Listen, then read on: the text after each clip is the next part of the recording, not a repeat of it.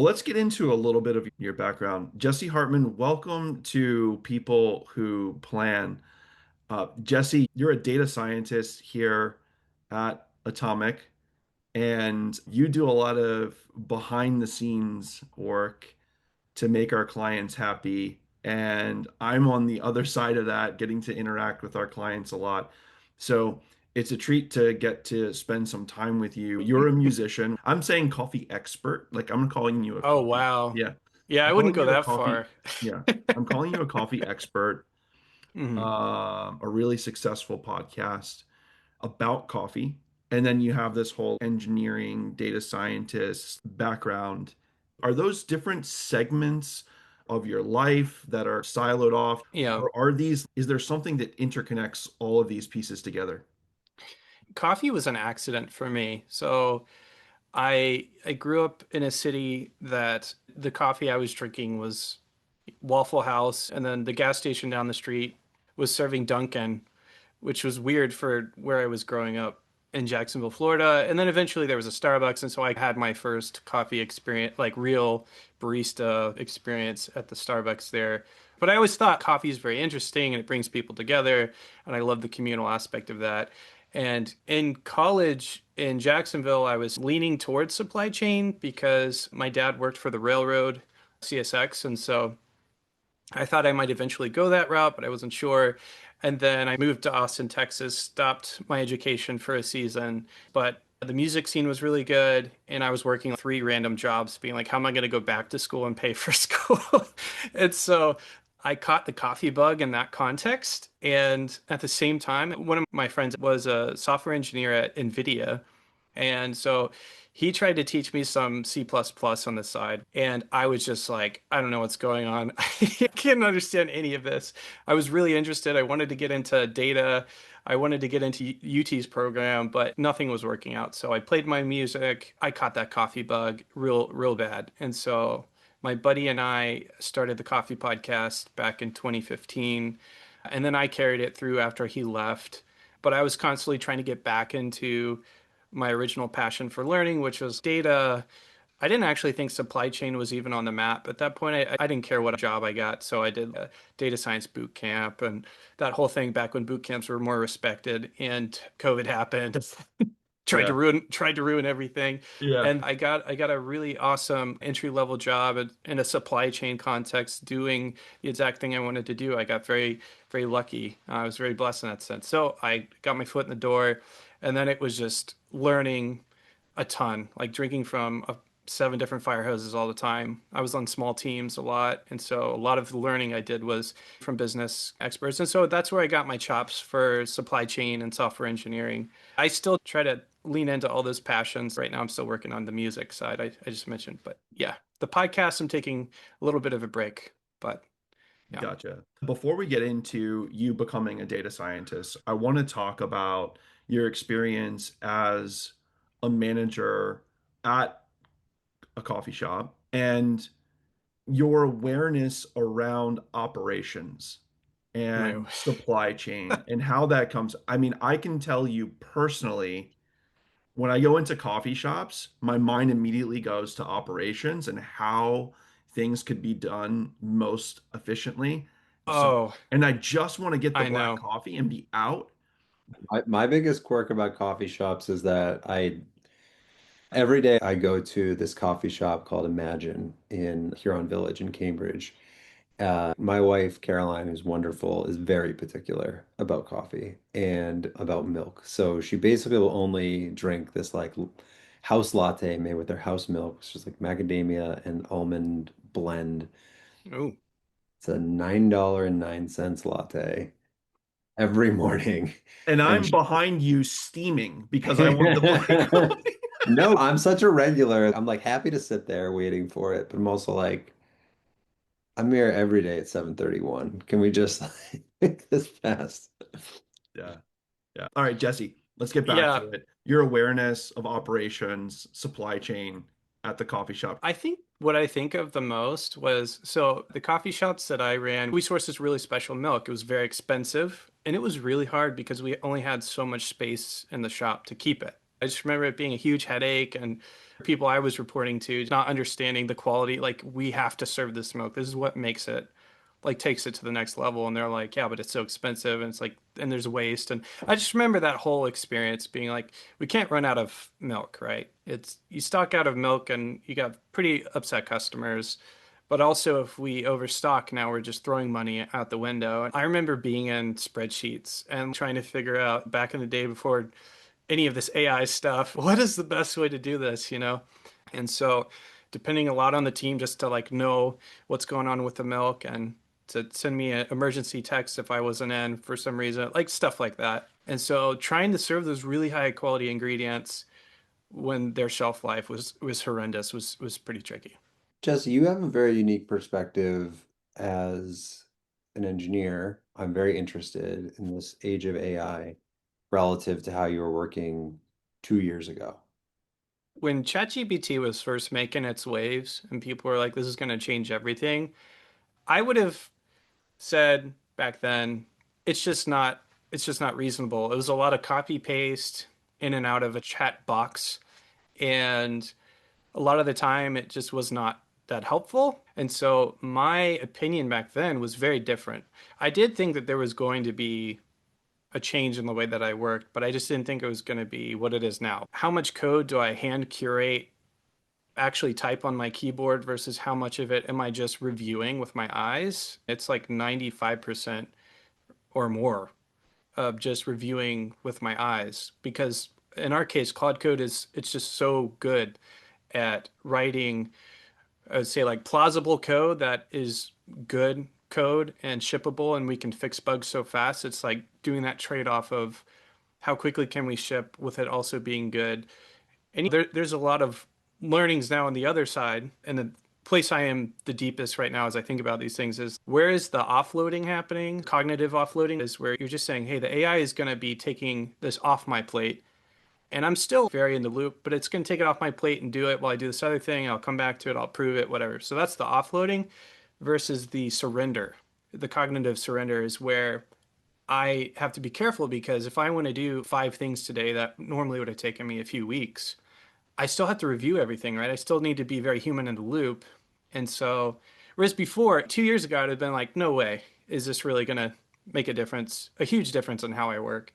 Now I'm like, how do I manage this balance between offloading versus surrender? We don't want to be in the surrender camp, just to be clear. I think collectively, the way that we worked changed so radically in the second half of last year and the first half of this year, over the last Yeah, 12 months.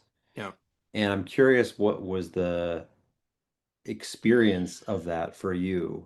You talk about cognitive offload, but just like the processing of changing the way you're working, how you're working with others, everyone's changing the way they're working at the same time. I think before where the work was, hey, this is something only Jesse can do, or this is something only another one of our teammates can do, that has totally shifted.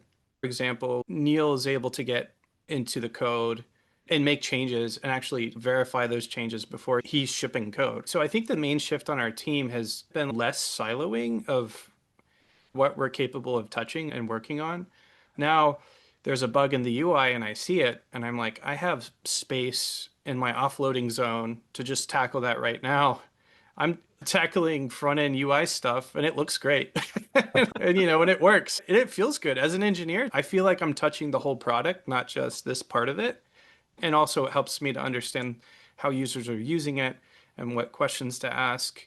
Do you think we're in Yeah. like a stabilized operating rhythm of just like there's a big change in the way we work and now we're working this new way, or there's a big change in the way we work and there's still big changes in the way we work, and I don't see a world in which it's not going to keep being, big changes in the way we work. Yeah, I would say I don't think the plane is landed. I think that we see the runway that we need to land on. And there's just so much, there are so many efficiency boosts that we've gained. It's not like what can we do? It's more like what should we do? And that's happening at the highest level, I think, of decision making, but also as an engineer at my level. What could I do with this feature? Well, I could do just about anything because time is no longer a problem. should I do XYZ? Do I keep the feature really focused as a best practice, or do I bleed a little over in this direction and I should tackle these few things as well? And that does cause, like, you make those kinds of decisions all day long and your brain gets tired. I've heard a Yes. lot of engineers be like, I can't get off of work and go read a book because I'm tired of reading all day. And it's this idea of so much of what we're doing is reading and approving and reading and approving. It doesn't feel relaxing to read, to which I Yes. recommend audiobooks. Back at my Tesla days, I would drive home from the factory at 10 p.m. and I wouldn't listen to anything. I would just breathe and stare out the window because I would be so exhausted mentally and overwhelmed Yeah, and just trying to hold it together. Yeah. That like totally connects for me. It's just like you just cognitively completely spent. it's real. There's a lot of reading, but it is amazing. The other thing, though, to this, and I think one thing that's kind of hard to measure is like how much progress were we making anyway without AI as far as fine tuning what we're doing. And that is not something AI can give us. So we've also been on this upward trajectory of vision and what we're executing and how well we're doing it. And so we had those building blocks and we were laying those down. And AI was also at the same time getting better and better and better. And so for us, I think there was also this huge timing benefit of like our vision is honing in and also AI's gotten really good. And so we have a great framework to give Claude Code to say, hey, this is what we're doing. These are how the pieces connect. And we're only going to get better with those things, I think, too, with time. We started Atomic with the ambition to bring this frontier operating model to every company that we had experienced, but really a prayer of being able to do that, to be honest, right? It's like we'd be like, this implementations are far too long. It's like there was a reason for that. The Mm-hmm. business context is really complicated, and if you want to be able to encode that, it is a ton of work. And AI really makes that possible, being able to encode that business context. Now, I think we have a very unique advantage in our unit level simulation and the way that we approach it, but we just got super lucky that AI hit in the moment that we needed it to hit when we were really ready for it. I'm curious, Jesse, if you could put into context for the listeners something that you've worked on. You talked about how AI has enabled you to touch different things, maybe that you Mm-hmm. hadn't in the past. Maybe you could bring some color with an example there where you worked on something and you were able to, because of AI, you were able to think more broadly, use the tools to do things that you previously weren't doing. I think a perfect example of this is something I did last week. We were talking about, hey, it'd be nice to have a feedback button for our customers to be able to just give us feedback directly in the app. 2 years ago, I'd have been like, ah, that's not going to get assigned to me, even though I might be interested in that. I said on the call, I was brought up and I was like, how hard is that? So I looked at the tooling we had. We use Linear, which is a great tool for ticket tracking. And I had it up and running, I think, within a few hours. And that's not from being purely focused on it. It was just from gathering the right context and giving Claude Code the action. And we have a lot of skills already lined up, or Claude skills lined up to be able to do validations and stuff. So it was within 2 hours, it was up and running. And I would have never done something like that before. What led you to create that? Was the client asking how to give feedback, or were you talking internally about that? Customers can ping us directly in an email or something. It's more about just consolidating where's all that going. So I don't think the problem was unique. I do think that maybe in the back of our minds, the lift might have been heavier than it ended up being with the tools we have today. And so that reframing is important. Something that we might have been like, well, we can already communicate with our customers. Do we really need to spend developer time on this? Is now who can just type this into Claude and add the button? That's right. It's not exactly that simple, but it's pretty Yeah. close. Yeah. If you know enough things about how the code works and you have enough context yourself, you can write a prompt that works within 2 hours on something like that, which is crazy because it's connecting systems that were not connected before. Yeah. So, I think it speaks to the speed at which, like, you recognize a problem and the speed at which you can implement a solution right. um, to help solve it. So, trying to relate it back to what you were sharing, we can't go any faster in improving and making adjustments than the speed at which we can get that feedback from our clients. And they're going to be the ones who see it too. The idea of boots on the ground. I've been learning some about gardening recently, and somebody said that the best fertilizer is the gardener's footsteps. And it's the idea that the healthiest version of what we give our customers is going to be stuff that they know they need. And because their boots are on the ground, they're just in this case, they're in the garden and their boots are on the ground. And so I think yeah, that customer feedback piece is essential, and it's funny because this is a feature that was just right there, and all we had to do was see that it was there, and it was easy to pick up and plug in. Not easy because it is easy, but easy because the tools have changed, and that reframing has been all year for me. I think for our team too, just what does it mean that we now have all these new tools, and it's not like a hammer kind of tool, right? It's like Right. there's a bunch of different kinds of Swiss Army knives or something. So Multiple Swiss Army knives. knowing which one to grab and for what, and really prioritization is a huge player here too. You talking about like knowing what questions to ask. I think that's another thing that our customers, they know the best questions to ask about their business. And so the Nucleus, the tool that we expose to our customers, is awesome for that reason because they can ask the questions and get answers about their data, and they know what questions to ask. And those questions can help guide us improving the app. To your point, it's around prioritization, how the focus, making it simple in its design, in its Mm, execution. It's easy to make something that's complex, hard to make something that's simple, yeah. easy to use. It's not like AI has changed the fundamentals of how you work. If anything, it's exposed the places where we're weak. It's because we can do so much, the pressure is on everything. The pressure is on how well do I organize my day and how, like, I guess I'm speaking starting at the personal level. How well do I organize my own day when I look at, hey, what do I have to do today? So that when I'm handing tasks off and I'm reviewing them, I'm tackling the most important in the best way possible and giving the most of my attention to the things that are more complex so that I can ensure that they end up simple. I'm excited to see where we go. It's been fun, and I totally wonder where the next 6 months will be as we look at this at the end of the year, Yeah, yeah, and see where we are and what we've accomplished in our personal lives, but also here at Atomic. yeah, definitely. Well, that's great, Jesse. We didn't get to talk about the railroad, but I have family members that work in the railroad. And I have to say, now I know why your beard is the way it is. Because that's a heritage railroad beard you got going on there. Well, Whether there you you go. know it or not, I know it that that's why you have it. That's good. I'll remember that every time I look in the mirror.